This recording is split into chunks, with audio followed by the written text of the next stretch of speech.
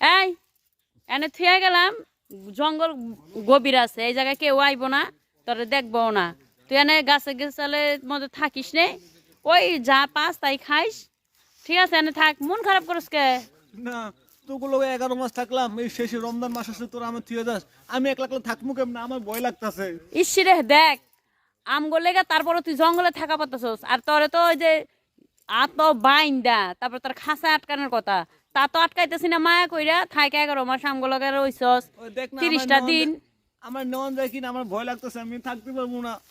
শয়তানের আবার ভয় লাগে? হ্যাঁ, তুই মানুষের ভয় দেখায় বেড়াস, তোর এখন ভয় করে? হ্যাঁ, কিছু করার নাই, তুই এনে কষ্ট করে থাক 30টা দিন, আইয়া পরে ঈদের পরে নিয়ে যাবো না। একটা থাক। কাজ করে শুন, আমার ওই প্রতিদিন তাহলে এক প্লেট বিড়ি পাঠিয়ে দিস, আমি বিড়ি ছাড়া থাকতে পারবো না। ইস রে, এই রাস্তা দিয়ে অনেক পথচারী চায়, অনেক রোজদার থাকে না, অনেক রোজাদার নাই, বুঝস নাই? ওই 12টা বাজিতে 2-1টা বিড়ি টিড়ি টান্দা খাইস।